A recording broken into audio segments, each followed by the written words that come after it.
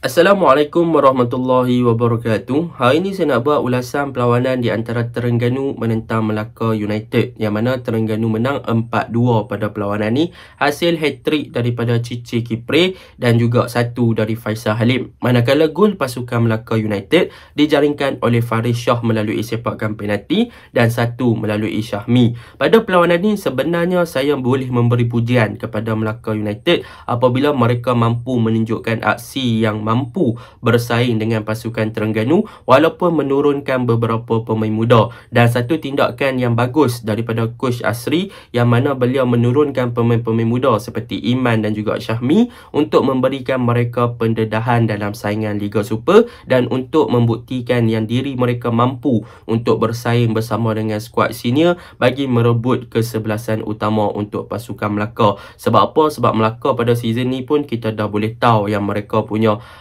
masalah dalaman dan sebagainya macam mana. So ini adalah peluang yang perlu diguna oleh Coach Asri untuk mencari dan juga mengasah lagi bakat pemain-pemain muda dan memberi mereka pendedahan yang lebih baik dalam saingan tertinggi di Liga Malaysia, iaitu Liga Super. Dan untuk pasukan Terengganu pula, untuk perlawanan ni mereka telah mengubah corak permainan mereka dan juga formation mereka, yang mana Coach Nafuzi merehatkan Petrus Shitembi dan mengembalikan Kepa Sherman dalam first 11 untuk memastikan yang pasukan Terengganu lebih untuk menyerang bukannya bertahan. Bermaksud dalam formation ni memang Terengganu betul-betul nak cari kemenangan sebab mereka nak fight untuk berada dalam top 3 pasukan Liga Super untuk memastikan yang pasukan mereka layak ke Asia ataupun AFC Cup pada season hadapan. Baiklah, tanpa membuang masa, mari kita masuk ke dalam ulasan perlawanan. Untuk ulasan perlawanan kali ini saya akan mulakan dengan pasukan Terengganu. Apakah kekuatan dan juga kelebihan pasukan Terengganu? Yang pertama adalah di bahagian serangan, iaitu gandingan Kipre dan juga Kepa Sherman, yang mana dalam formation 4-4-2 pasukan Terengganu pada perlawanan ni sebenarnya gandingan Kepa Sherman dan juga Cici Kipre bertindak dengan sangat cemerlang, walaupun Kepa Sherman pada perlawanan ni tidaklah terlalu memberi impak yang positif ketika berada dalam kawasan di box ataupun ketika pasukan Terengganu nak build up, tetapi peranan beliau ketika pergerakan tanpa bola dan juga ketika Terengganu mempunyai bola telah memberikan sedikit kelebihan kepada bahagian hadapan pasukan Terengganu. Sebab apa saya kata begitu? Sebab dalam dua penggunaan striker, iaitu Cici Kipre dan juga Kepa Sherman pada perlawanan ni, Kepa Sherman lebih ditugaskan ataupun lebih ditugaskan untuk bertindak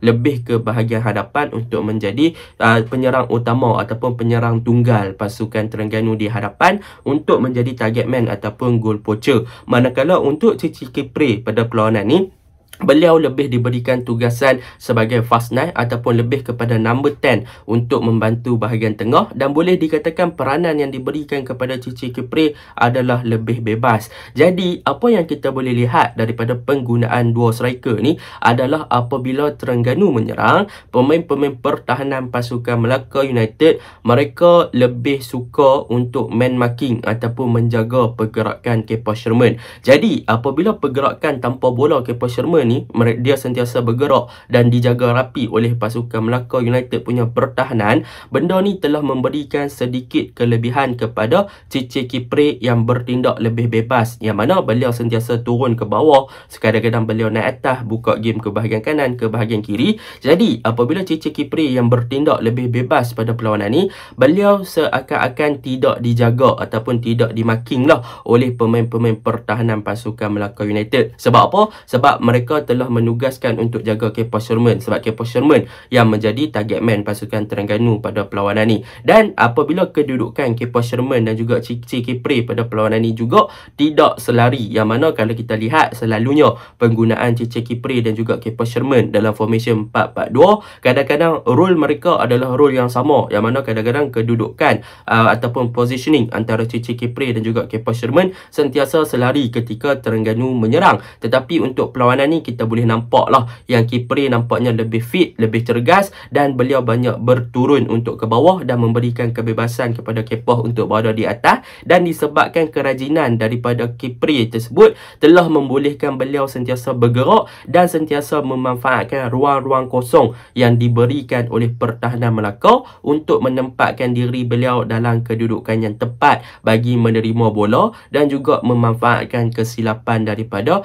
pasukan lawan. Dan hasilnya apa? Hasilnya beliau berjaya untuk menjaringkan 3 gol. Jadi daripada segi involve ataupun contribution Kepa Sherman di dalam build up ataupun di dalam corak serangan pasukan Terengganu ni lebih kepada untuk attract defend pasukan lawan, lebih memberi tumpuan kepada dia dan memberi space kepada Cici Kipre untuk mengeksploit bahagian kosong pasukan Melaka United dan untuk skor lah. Walaupun kalau daripada segi positif side-nya Kipre boleh skor, Kepa Sherman dijaga dan dimarking lah, tetapi dari segi negatif side-nya Kepa Sherman kita boleh nampak lah yang contribution beliau daripada segi link up play, daripada segi build up, daripada segi nak hold ball, daripada segi nak open game memang agak kurang, tetapi daripada segi nak attract defend, nak create space, Kepa Sherman yang buat kerja tu dan bagi kelebihan kepada Cici Kipre pada perlawanan ni. Itu yang pertama. Yang kedua, kalau kita lihat juga corak permainan pasukan Terengganu pada perlawanan ni adalah mereka lebih suka untuk overload player di bahagian tengah.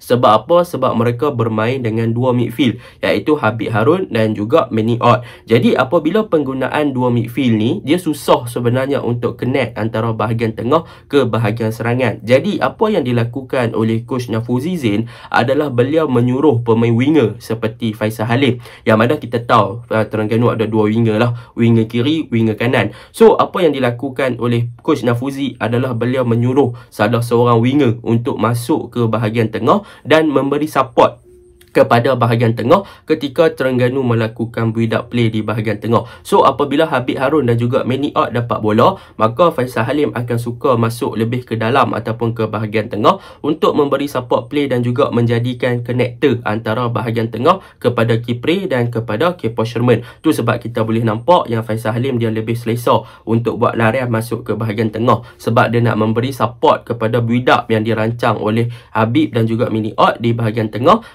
memastikan yang build up tersebut boleh untuk disambungkan ke bahagian hadapan dengan lebih baik. Dan di second half pun kita boleh nampak yang Hakimi Abdullah juga memainkan peranan yang lebih kurang apabila Hakimi menggantikan Nik Syarif Hasifi yang kurang menjadi di first half. Jadi benda tu yang menjadikan pemain-pemain Terengganu lebih banyak menguasai bola di bahagian tengah dan mereka berjaya untuk create serangan di bahagian tengah dengan sangat-sangat baik. Itu yang kedua. Yang ketiga, untuk game ni kalau kita lihat sebenarnya Terengganu tidak bermain dalam formation ataupun di bahagian pertahanan. Fullback mereka tidak terlalu bermain sebagai inverted fullback seperti mana yang kita tahu selalunya Azam Azmi ataupun Alif Zakaria mereka akan masuk ke bahagian tengah untuk memberi bantuan kepada Habib Harun dan juga untuk menggerakkan serangan untuk pasukan Terengganu. Tetapi untuk game ni nampaknya Terengganu lebih selesa untuk memulakan build up dengan penggunaan daripada fullback mereka yang bertindak untuk menjadi offensive fullback. Sebab apa?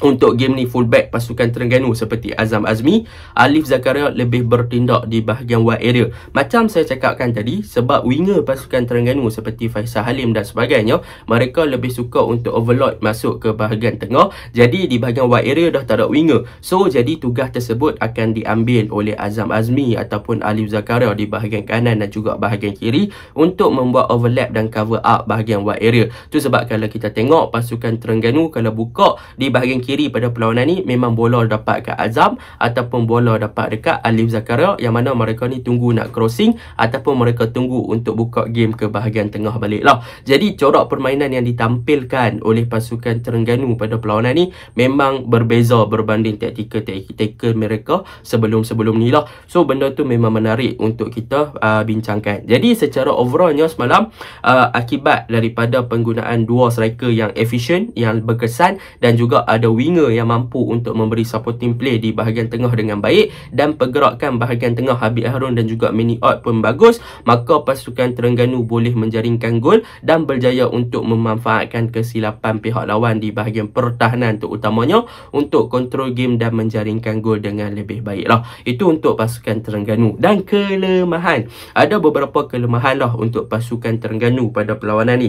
Macam saya cakapkan, satu, yang pertama, apabila penggunaan dua midfield ni dia bagus, cumanya Habib Harun dan juga Manny Ott, mereka akan involve dengan pergerakan daripada segi menyerang dan juga build up play. So Habib Harun dia tak boleh nak buat dia nak cover up defense, dia nak cover up attacking, dia akan menjadi kesukaran sedikit daripada segi transisi. Jadi apabila Habib Harun dah involve untuk membantu bahagian serangan dengan Manny Ott, maka apabila Terengganu kehilangan bola, maka Terengganu akan kena counter dengan mudah sebab Habib Harun dah naik sampai dekat dengan kawasan final third pasukan Terengganu ataupun dekat dengan kawasan di box pasukan Melaka United. Jadi holding ataupun defensive midfielder, tugas untuk bertahan tu agak kurang, agak diminimizekan oleh Habib Harun lah, dan benda ni akan diberikan sepenuhnya untuk back four pasukan Terengganu untuk bertahan. Dan akibatnya untuk pasukan Terengganu pula back four pada perlawanan semalam, mereka juga boleh dikatakan kurang berdisiplin dan mereka melakukan silly mistake,